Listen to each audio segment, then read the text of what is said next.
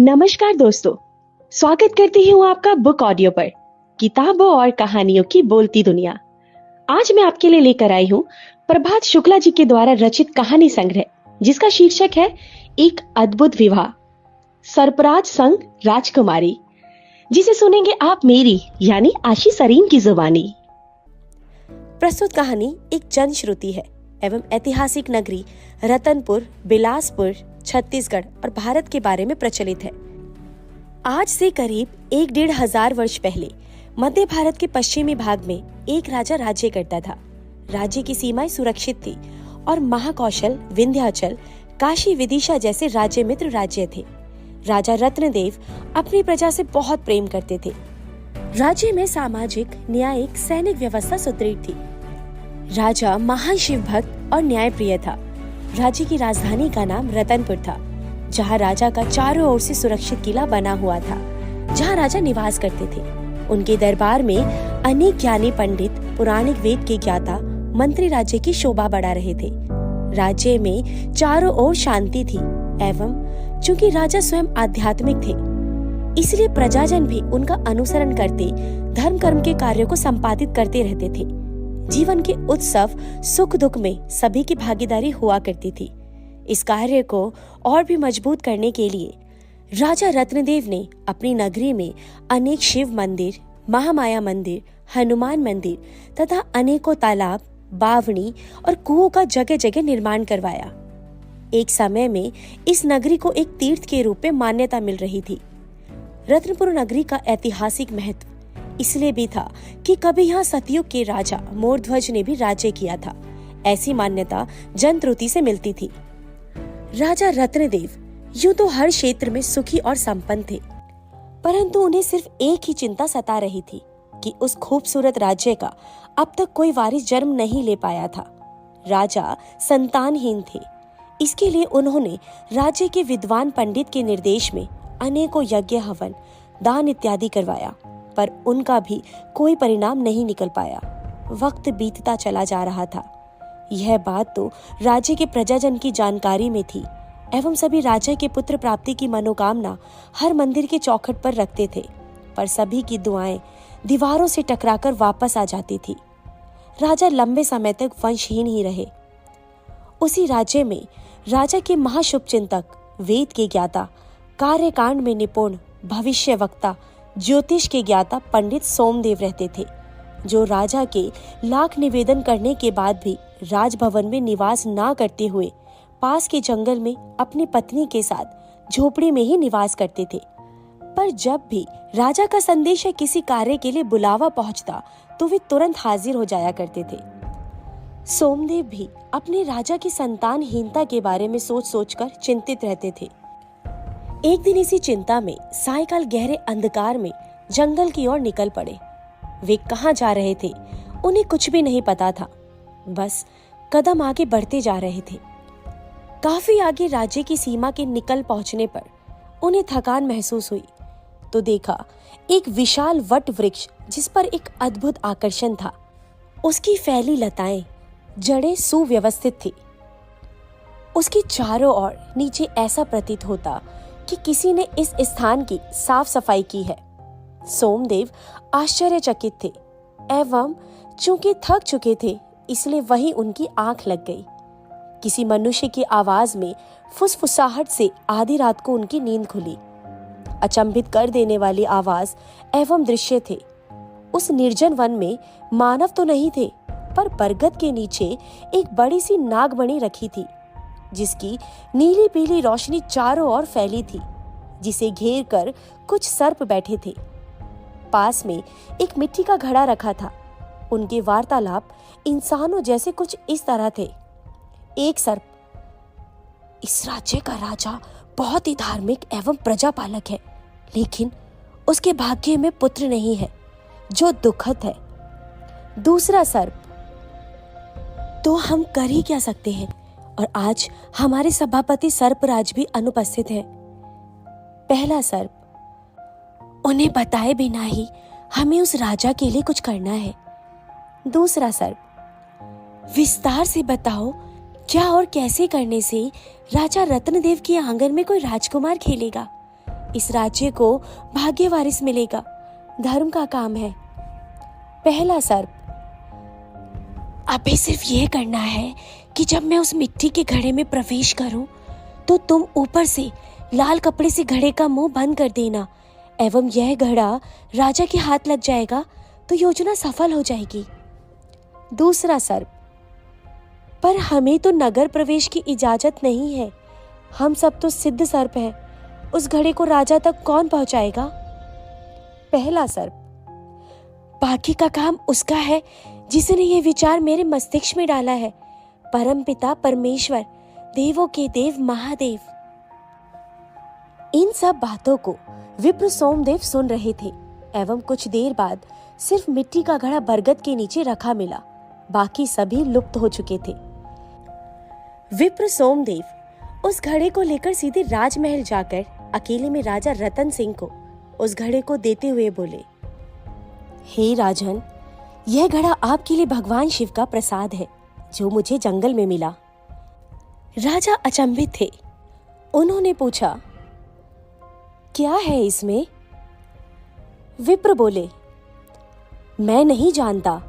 ऐसा कहकर सोमदेव अपने घर को लौट गए। राजा रत्नदेव ने उस घड़े के मुख में लिपटे लाल मखमली वस्त्र को अकेले में हटाकर देखा तो स्तब्ध रह गए। उसमें तो एक सर्प था। राजा ने सोचा कि विप्रवर एवं ऊपर वाले ने मेरा उपहास कर घड़े में सर्प भेज दिया है।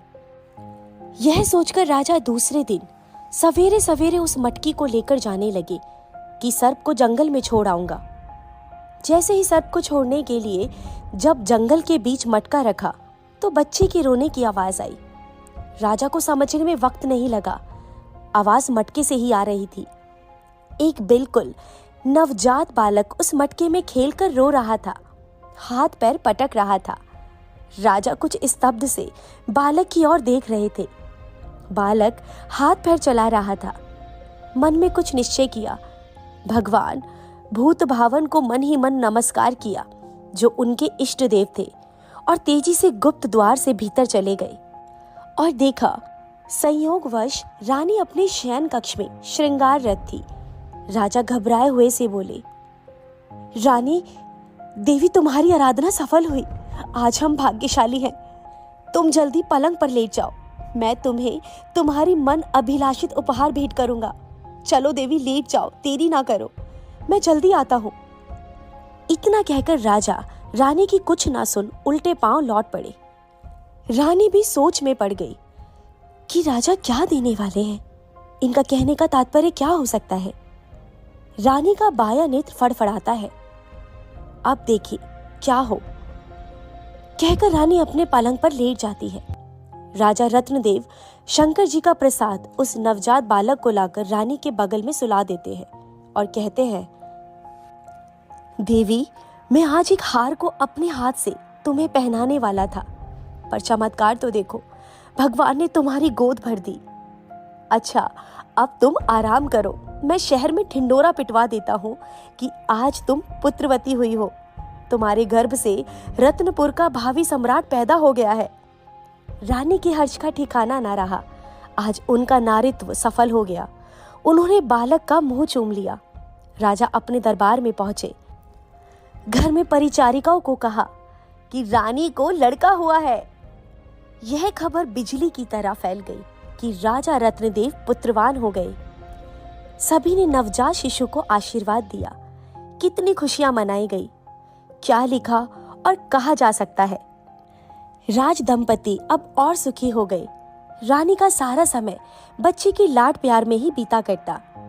समय बीतता गया। वह दिव्य बालक दिव्य ही था। देव कुमार सा प्रतीत होता था। विद्या विनय सभी में निपुण था और अब 2 अवस्थाओं को पार कर अब युवावस्था में पदार्पण कर रहा था। राजा रानी की इच्छा अब उसके ब्याह करने के लिए बलवती हो रही थी और वह शुभ दिन भी आया जब विदिशा की राजकुमारी ने बहू बनकर उनकी राजप्रसाद में प्रवेश किया। नव दंपति का भी मधुर मिलन हुआ और वह अपनी दाम्पत्य लीला में खो गए। कुमार राजकाज में भी अपने पिता का हाथ बटाते थे। उनके व्यवहार से भी प्रजा को संतोष था। राजा रानी का सुख चरम सीमा पर था। वे सोच भी नहीं सकते थे कि इस सुख में कुछ हेरफेर हो सकता है। लेकिन विपत्ति का प्रवेश एक छोटी सी बात से भी हो जाता है। किसी अपराध पर श्रृंगार करने वाली परिचारिका नाइन को विदिशा कुमारी ने डांट दिया। ऐसी परिचारिकाएं ज्यादा करीब जो होती हैं, इसलिए कुछ सर चढ़ी रहती हैं। अतः वह भी गर्म होकर कहने लगी कि शंका तो सबको थी, पर कभी किसी ने कुछ ना कहा जो ये कहने जा रही हो। किसे ना किसे अपना बेटा बना लिया। रानी तो वंध्या थी, जिसकी यह बहू आई है वह बड़ा रोब गांठती रहती है। वधु ने ये बात सुन लिया और वापस जाकर नाइन से पूछने लगी, क्या कहा तुमने? एक बार और तो कह। मैं जानना चाहती हूँ कि तुमने क्या कहा और क्यों कहा। क्या राज है? अब उस परिचारिका का माथा टनका। क्षमा मांगते हुए बोली, बहुत दिनों बाद एक दिन हमने सुना कि रानी को लड़का पैदा हुआ है। इसके पहले हमें गर्भ के कोई लक्षण दिखाई ना दिए थे। मैं आपके पैर पड़ती हूँ कि ये बात बड़ी रानी को ना कहिएगा। मैं भी अब से ऐसा ना कहूंगी। मुझसे भूल हो गई, माफ कीजिए। वधु बोली, हाँ जाओ, यहां से माफ किया। वधु अब कुछ सोच में तल्लीन हो गई। तभी कुमार का आगमन कमरे में हुआ। देखा तो छोटी रानी कुछ सोच रही थी। कुमार ने पूछा, क्या सोच रही हो? क्या विदिशा नगरी की याद आ रही है? बताओ। भला उनके प्रेम मधुर वाक्य से वधु का मन क्यों ना फुदक उठे। बोली, जो सोच रही हूं क्या उसे आप बताएंगे? कुमार बोले, अच्छा, अब बताऊंगा या नहीं बताऊंगा यह भी देवी की चिंता का विषय बन रहा है। पूछ कर देखो और स्वयं जान लो कि बताता हूं या नहीं। विदिशा कुमारी अपने पति की जिंदा दिली पर मुग्ध हो गई। बोली, अच्छा बताइए तो सही, आप वास्तव में कौन है? आप भी कहेंगे कि यह क्या सवाल है। तुम नहीं जानती? राजा रत्नदेव का कुमार गोपेश। पर हो सकता है आप ना जानते हो, शायद गोद लिए गए हो। मुझे ऐसा लगता है कि आप जानते हैं कि आप कौन हैं। बताइए, क्या उत्तर है आपका? अब कुमार की मुद्रा गंभीर हो गई, मौन हो गए और कुछ सोचने लगे। पत्नी बोली, अरे आप चिंतित से नजर आने लगे। क्या मेरी जिज्ञासा शांत करने का विचार नहीं है? कुमार ने कहा, इस प्रश्न के उत्तर से तुम व्यथित हो जाओगी। जानने की कोशिश ना करो, सिर्फ यही कह सकता हूं। रानी ने कहा, इस तरह आप मेरी जिज्ञासा को और बढ़ाएंगे ही। अतः जब जानते हैं तो जल्द बताइए।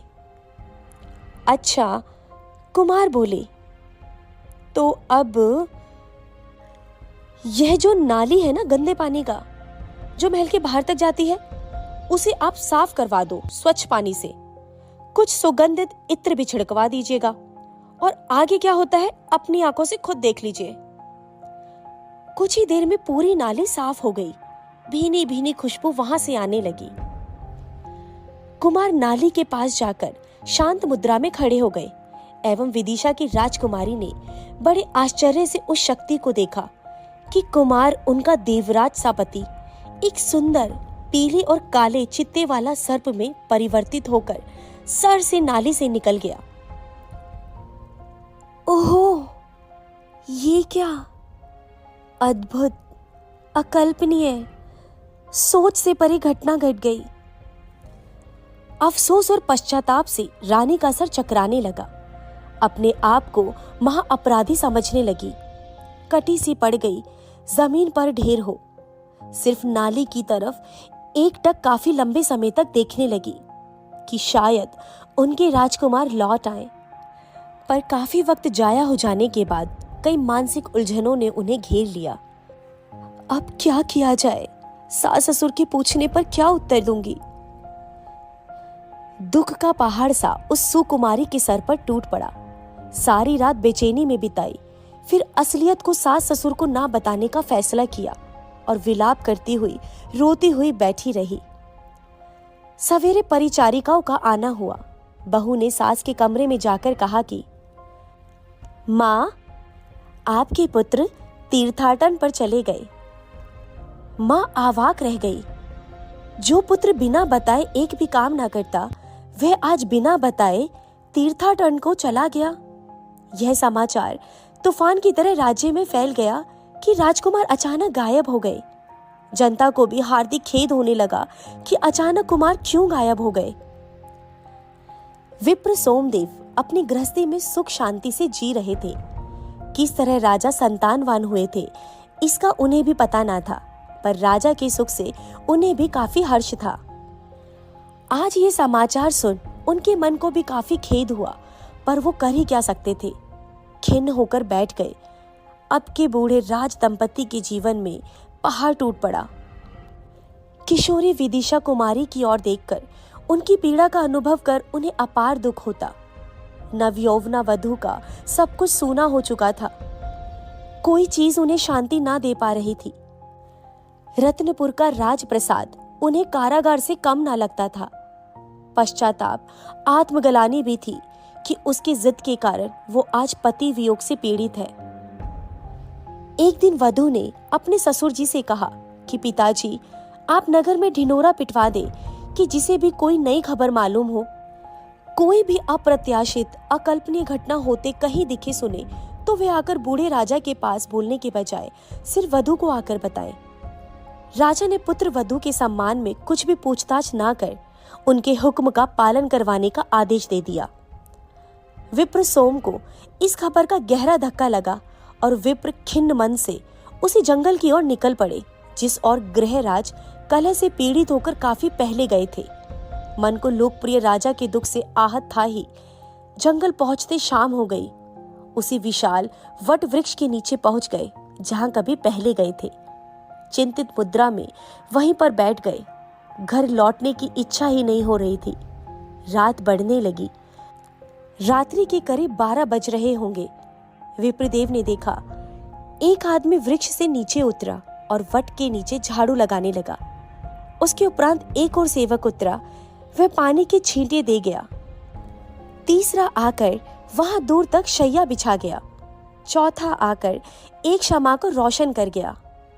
इसके बाद सोम जी ने आश्चर्य से देखा कि मोटे, पतले, रंग बिरंगे, छोटे, लंबे बहुत सारे सर्प आकर उस शैया में कुंडली मार रहे हैं।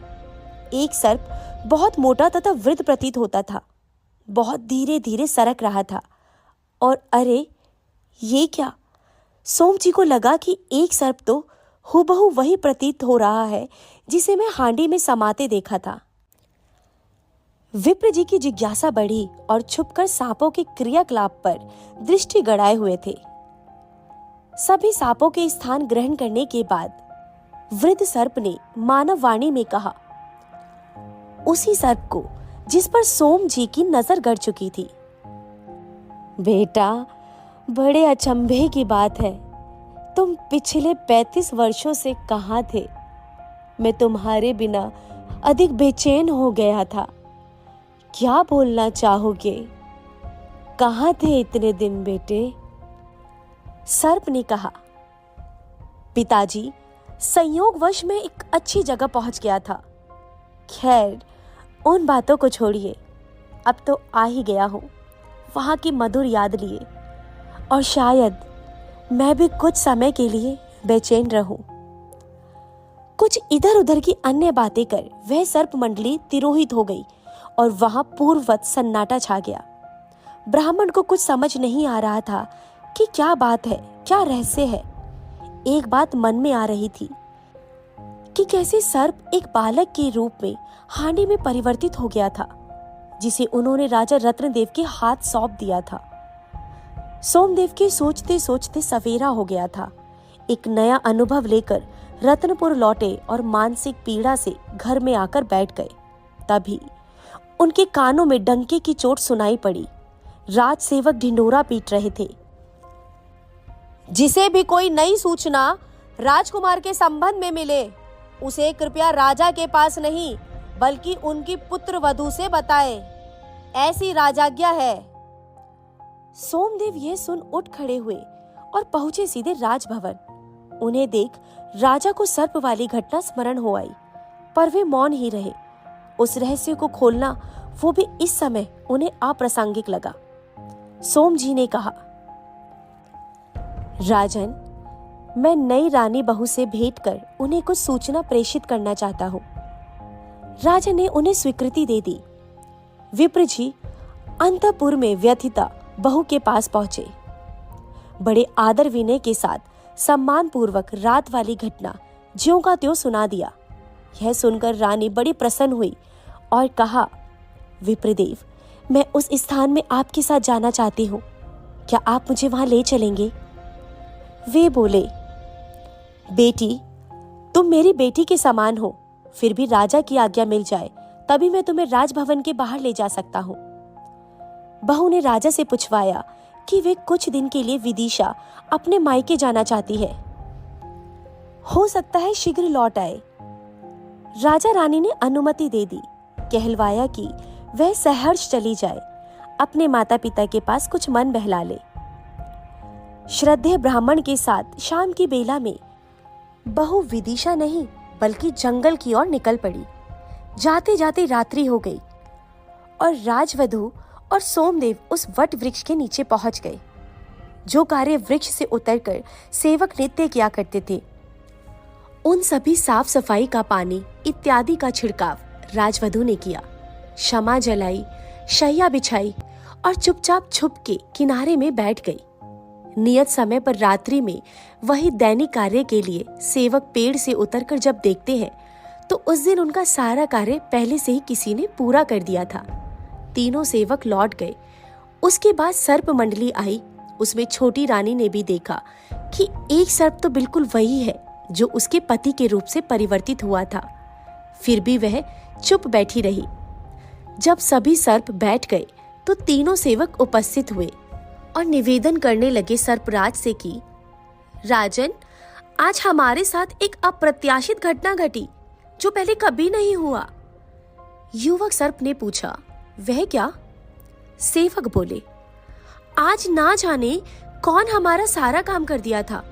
इसमें कोई किसी योजना या हमारे सर्प समाज के लिए कोई चुनौती ना छुपा हो, अतः आप सबको सूचना देना अनिवार्य था। हमें इस बात को सूचित करना उचित लगा। वृद्ध सर्प को कुछ चिंता हुई कि शायद हम पर यह मानव की पहुंच हो गई है।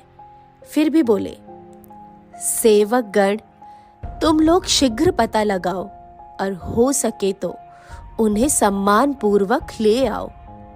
सेवक जो मानव ही थे, उन्हें ज्यादा प्रयास नहीं करना पड़ा। उन्हें एक नव युवती और एक अधीर कर्मनिष्ठ ब्राह्मण वट के नीचे ही मिल गए। युवती ने स्वीकार किया कि उपरोक्त कार्य उसने अपनी इच्छानुसार किया था। वह अब सर्पराज के दरबार में जा खड़ी हुई। युवक सर्प मौन था। सर्पराज बोले, बेटी, तुम कौन हो? लगती हो कोई राजलक्ष्मी, पर इस भीड़ जन शून्य स्थान में आने का दुस्साहस तुमने क्यों किया? देखने में किसी उच्च कुल की मर्यादा सी लगती हो, पर तुम्हारा यह प्रयास या अकेली जंगल चली आना क्या तुम्हारी प्रतिष्ठा भंग नहीं करेगी? बताओ बेटी, तुम्हारे यहाँ आने और हमारी क्रियाकलाप में भाग लेने का तुम्हारा क्या कारण है? किसकी प्रेरणा और योजना से तुम यहाँ हो? हमारी क्रियाकलाप हो मानवों के लिए गुप्त है और तुम्हारी ये चेष्टा को मैं अनाधिकार मानता हूं। तुम दंड के अधिकारी हो चुकी हो। हमारे विष की एक बूंदी पर्याप्त है तुम्हें सबक सिखाने के लिए। देवी ने एक लंबी सांस लेते हुए, दंड की परवाह ना करते हुए, निडर हो पहले सर्पराज को प्रणाम की। मीठी वाणी में बोली, नागराज, मेरी धृष्टता क्षमा करे। मैं विदिशा, नरेश की पुत्री, रत्नपुर नरेश की पुत्रवधू मंदाकिनी हूँ। मेरा यहाँ आना सचमुच में मेरा शील भंग सदृश है, परंतु अब इस शीलता को क्या करूंगी जब मन में तीव्र आत्मग्लानि है। राज वैभव अंगारे से दहकते हैं। मेरा जीवन मेरी ही वजह से निर्जन वन हो चुका है। सत्य चाहे अच्छे कार्य का हो या बुरे, छिप नहीं सकता। अतः आप नाराज ना होइए कि आपके दरबार में हमारी पहुंच कैसे हो गई। आपका हर दंड मुझे स्वीकार है, पर आपसे प्रार्थना है कि मेरी अंतिम इच्छा पूछते हुए मुझे कुछ कहने की अनुमति मिलनी चाहिए। मैं प्रतिज्ञा करती हूँ कि इस दरबार और आपके दरबार के बारे में बताकर आप लोगों को कोई क्षति नहीं पहुंचाऊंगी, पर मेरे पिता तुल्यदेव मेरी भी एक शर्त मान ली जाती तो मैं सहर्ष लौट जाती। वृद्ध सर्प उस युवती की तर्कयुक्त बातें सुनकर प्रभावित हो चुके थे। शीघ्र कहो बेटी, क्या लेना पाना चाहती हो? युवती मंदाकिनी बोली। कुछ नहीं देव, सिर्फ इतना कि अब चाहे कुछ भी हो जाए मैं वापस ना विदिशा जाऊंगी ना रत्नपुर। आपसे सिर्फ आज्ञा चाहती हूँ कि यहीं पर एक कुटी झोपड़ी बनाकर मुझे रहने की अनुमति दे दे, और जो सेवा मैंने आज आप लोगों के लिए की है उसे निरंतर जीवन भर अपने अंतिम सांस तक करने का मेरा अब संकल्प है। इससे मैं आप लोगों का कोई अहित नहीं करूंगी, ऐसा विश्वास आपको दिलाना चाहती हूँ। आर्य नारी कभी झूठ नहीं बोलती। मैं नहीं चाहती कि आप पुनः प्रश्न करें कि ऐसा क्यों। मैं कोई दुर्लभ वस्तु तो आपसे मांग नहीं रही। नागराज बोले, दुर्लभ वस्तु ही मांग लेती बेटी। निरंतर वैभव विलास में पली एक कोमल कली को कैसे कह दूं कि इस भीड़ वन में रहे। पर यदि मैं नहीं कहता हूं तो तुम्हारा संकल्प अटल दिखता है। विदिशा कुमारी, आज तुमने मुझे विचित्र उलझन में डाल दिया। मैं तुम्हें यहां रहने की आज्ञा नहीं दे सकता।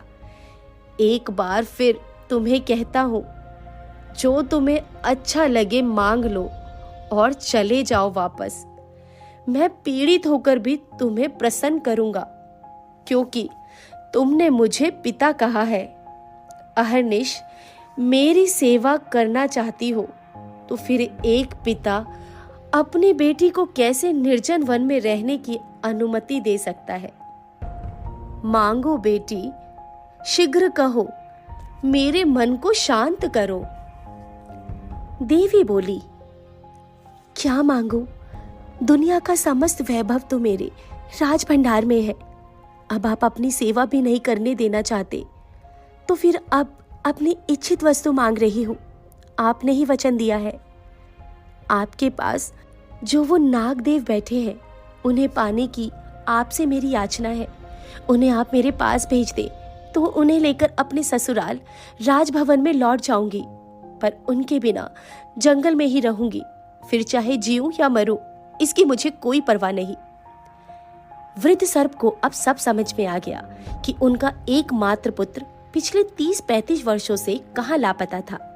वे आहत हो गंभीर हो गए। बोले, बेटी, वर्षों बाद अभी कुछ ही दिन हुए हैं इससे मेरी मुलाकात हुए और तुम इसे पुनः ही वापस ले जाना चाहती हो। लगता है बड़ी भाग्यशाली हो।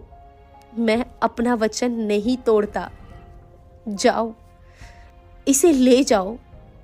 तुम्हारा सुहाग अचल हो, तुम्हारा साहस धन्य है। विदिशा कुमारी, तुमने अपनी चतुरता से दोनों कुल को उज्जवल किया है। वृद्ध सर्प ने युवा सर्प से कहा, बेटा जाओ, जिसके तुम हो चुके हो उसे इस तरह इस अवस्था में छोड़कर यहाँ चले आना तुम्हारा अनुचित कार्य है। शीघ्र देवी के पास जाओ। अब युवक सर्प ने अपना मौन तोड़ा और बोले, राजवधु, तुम एक भयंकर सर्प को राजभवन में ले जाकर क्या सुख पाओगी? जो मुझे ले जाना चाहती हो, लोग ना जाने क्या क्या कहेंगे। अब मेरा फिर से मानव बन पाना मेरे बस की बात नहीं है। आखिर कहाँ से भूत भावन के कमंडल का जल प्राप्त होगा और कहाँ मैं कब पूर्ववत कुमार बन पाऊंगा। अतः तुम अपना विचार त्याग दो, मुझे ले जाने का प्रयास ना करो और अपने निवास को लौट जाओ।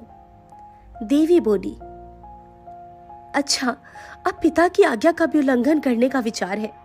मुझे क्या सुख मिलेगा कि दुख मिलेगा, इसे मैंने खूब सोच लिया है और सोच लूंगी।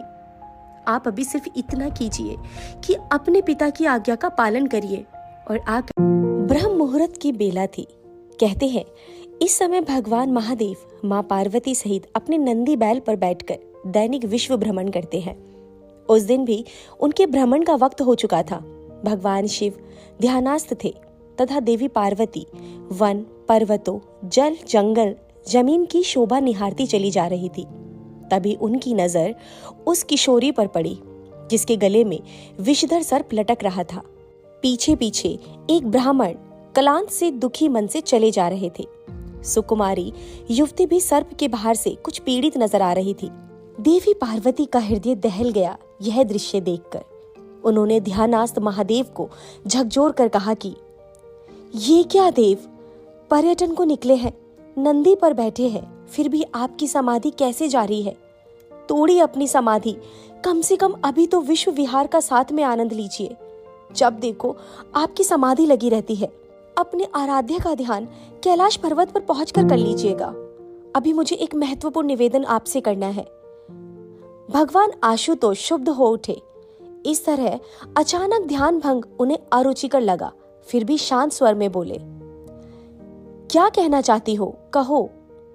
देवी पार्वती ने कहा, देखिए तो प्रभु, उस सुंदर युवती को जिसके गले में एक भयानक सर्प लिपटा है, इसका क्या कारण हो सकता है?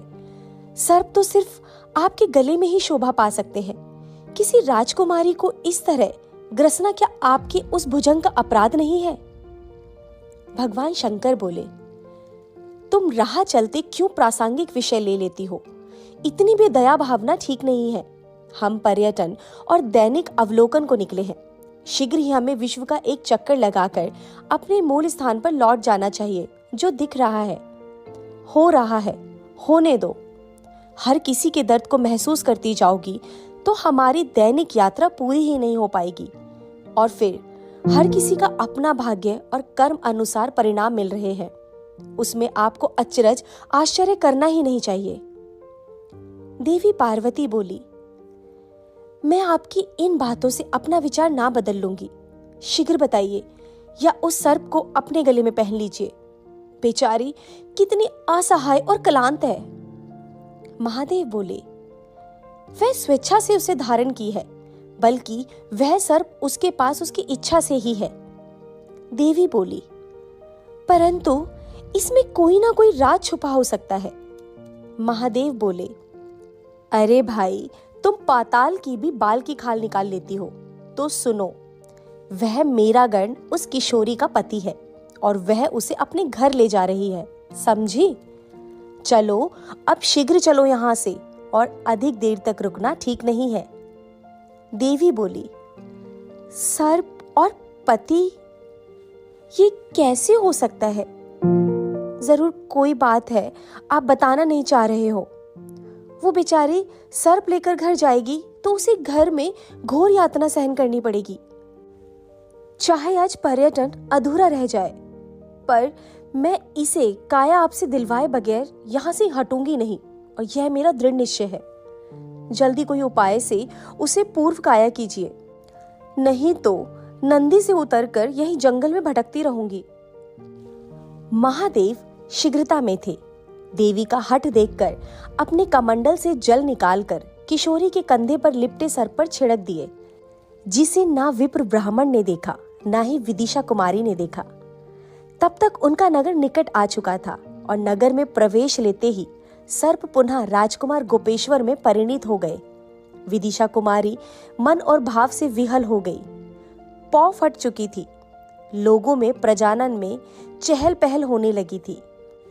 लोगों की नजर राजकुमार पर पड़ ही गई और हर्ष युक्त दौड़ते भागते राजा रत्नदेव के पास पहुंचे और समाचार दिया कि आपके पुत्र और पुत्रवधू तीर्थाटन से लौट रहे हैं और महल की ओर आ रहे हैं।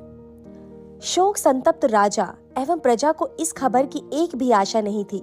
ऐसा लगा जैसे उनके तप्त हृदय को कोई शीतल जल के छींटे लगा रहा है। तभी राजा रत्नदेव ने देखा कि गोपेश और विदिशा कुमारी मंदाकिनी उनके चरणों में साष्टांग प्रणाम कर रहे हैं। दोनों को देख राजा ने हृदय से लगाकर अविरल अश्रुधारा से स्वागत किया। तत्पश्चात अंतपुर में महल में जाकर इस समाचार को बड़ी रानी को सुनाकर उन्हें परमानंद प्रदान किया। आज फिर रत्नपुर में बधाइयां बजने लगी। पूरा राज परिवार खुशी से झूमने नाचने लगा। दिन भर राजकुमार माता मित्र बंधुओं से घिरे रहे। इन सब से निपटकर अब एकांत में उन्हें अपनी प्रेयसी से भी मिलना जरूरी था, जिसके दुष्कर प्रयास से वे पुनः राजकुमार बन पाए थे। अतः शीघ्र ही अपने रंग महल में चले गए। विदिशा कुमारी तो प्रतीक्षा में ही थी। निज निवास को रंग बिरंगे पुष्पों से सजाया था। सेज पर मोगरे गुलाब की पंखुड़ियां बिखरी हुई थी। सर्वत्र इत्र की खुशबू से मादकता कई गुना बढ़ चुकी थी। राजकुमार के पसंदीदा व्यंजन तैयार हो चुके थे। प्रणय के प्रथम सोपान पर नव दंपति आरूढ़ थे। साक्षात पुनर्मिलन आलिंगन से मंदाकिनी हर्ष विभोर हो उठी। बाह पास को ढीला करते हुए राजकुमार ने उनके दोनों गालों पर हाथ रखते हुए कहा कि हमारी हृदयेश्वरी को अब शायद विश्वास हो गया होगा कि हम उनके हर प्रश्न का उत्तर दे सकते हैं या नहीं। रानी अपार लज्जा से दोहरी हो गई तथा आलिंगन का कसावट और तीव्र हो चला। दोनों मधुर हाथ विलास में खो गए। महल की चिरागों में रोशनी मध्यम हो बुझ चुकी थी। इत्र की खुशबू में बुझे चिराग की धूम की महक उनके द्वितीय प्रहर के प्रणय में रस घोल दिया। संपूर्ण सुख अपने शिखर पर पहुंच गया। समय की रफ्तार अपने पूरे वेग के साथ व्यतीत होते चले गई। उन नव दंपति से राज्य को राजकुमार मिला। पीढ़ी दर पीढ़ी इस परिक्षेत्र में हुकूमत चलती रही। राजा के स्वभाव संस्कारों के चलते प्रजाजन में भक्ति, सेवा, समर्पण एक रस्ता यत्र तत्र सर्वत्र व्याप्त था। इसी पीढ़ी में राजवंशों का मांगलिक पारिवारिक संबंध, रिश्तेदारी आज के सरगुजा, कोरिया, रायगढ़, रायपुर, बस्तर इत्यादि छत्तीसगढ़ के 36 गढ़ों में स्थापित होते चले गए। कालांतर में कलचुरी राजाओं के समय रतनपुर के एक महत्वपूर्ण शक्ति सैनिक केंद्र के साथ धार्मिक सांस्कृतिक केंद्र वर्षों तक बना रहा। पूरे 36 गढ़ों का संचालन मार्गदर्शन यहीं से होता रहा। आज के बस्तर जिला से लगा नागवंशियों एवं उनके राजाओं का परिक्षेत्र था, जो कलचुरी राजाओं से क्षेत्र और वैचारिक मतभेद के चलते उत्पात और सीमा उल्लंघन अपराध जैसे कृत्यों को अंजाम देते थे। अतः रतनपुर से उनका दमन, विरोध, शमन कर पाना थोड़ा मुश्किल जान पड़ता था। इसी समस्या के चलते तत्कालीन शासक अपनी राजधानी रत्नपुर से रायपुर स्थानांतरित कर लिए। फिर रत्नपुर कुछ समय के लिए श्री विहीन सा लगने लगा। हालांकि धार्मिक आस्था का केंद्र तब भी बना रहा, जो आज तक निरंतर चल ही रहा है। जिस तरह पूरे भारतवर्ष में विदेशी आक्रांताओं के कारण देश की सारी धरोहर छिन्न भिन्न हुई, उससे यह क्षेत्र भी प्रभावित हुए बिना नहीं रह पाया और विभिन्न प्रकार की विकृतियों से क्षेत्र दूषित हो गए। कहा तो यह भी जाता है कि रतनपुर, जो आज महामाया के नाम से देश विदेश में विख्यात है, वह एक स्थापित धाम तीर्थ के रूप में मान्यता प्राप्त होने के करीब रहा। तत्कालीन धर्म संसद में यह बातें उठा करती थी कि बहुमत से इस जगह को धाम या तीर्थ की मान्यता दी जाए, पर किसी कारणवश तब संभव नहीं हो पाया। कहते हैं ना कि जिसमें प्रतिभा ऊर्जा है वह एक दिन दुनिया के सामने आ ही जाता है। ठीक वही हुआ।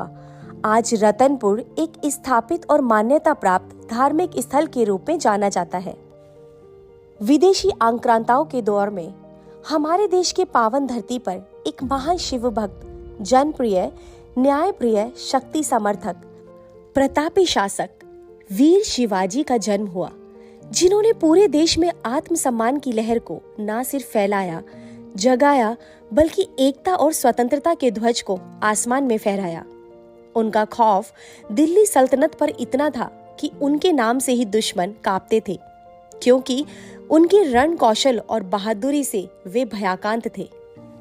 जिस तरह बादशाह अकबर महाराणा प्रताप से भय खाते थे, उसी तरह औरंगजेब शिवाजी से भय खाता था। शिवाजी अपनी सैन्य शक्ति से, सूझबूझ से कब कहां कितना बड़ा उलटफेर कर दे, वह भी शत्रु के अधिक नुकसान और अपने कम नुकसान से, यह अंदाजा लगाना दिल्ली के शासक के बस की बात नहीं थी। उस वीर शिवाजी के सिपट सलाह के पद चिन्ह इस आध्यात्मिक नगरी रत्नपुर में भी दिखाई देती है। राम टेकरी स्थित मंदिर के शिलालेख पर उसकी गवाही आज भी मौजूद है। जनश्रुति में ऐसी मान्यता है कि शिवाजी जब भी किसी भूभाग में भ्रमण करते थे तो उनकी नियमित दिनचर्या में विधिवत दैनिक शिव पूजा निर्बाध रूप से चलती थी। लेकिन जिस जगह पर योग्य आचार्य नहीं मिल पाए थे, वहां उस क्षेत्र में योग्य कर्मकांडी को बसाने, स्थापित करने, करवाने का तत्काल प्रबंध करते, ताकि जब पुनः उस क्षेत्र में उनका आना हो तो उनके आने पर विधिवत पूजा अर्चना का लाभ मिल सके। इस तरह योग्य पंडित पुराणिकों को ससम्मान इस क्षेत्र में शिवाजी द्वारा बसाया गया, ताकि सर्व समाज को धर्म कर्म की शिक्षा मिलती रहे तथा सर्वहारा समुदाय में शांति, एकजुटता, देश प्रेम की भावनाएं पीढ़ी दर पीढ़ी बलवती होती जाए। आज तीर्थ नगरी, महामाया की नगरी रतनपुर सिद्ध शक्तिपीठ के रूप में विश्व में ख्याति प्राप्त है। हर नवरात्रि में अनगिनत मनोकामना ज्योति कलश कुशल प्रबंधन में महामाया समिति द्वारा जलवाया जाता है। कई प्रकार के वैदिक संस्कार संपन्न होती है। स्थानीय एवं राज्य प्रशासन का भरपूर सहयोग, मार्गदर्शन निरंतर जारी है, ताकि आध्यात्म का प्रकाश चहुओर फैले। उम्मीद करती हूँ आपको ये कहानी बहुत पसंद आएगी। धन्यवाद।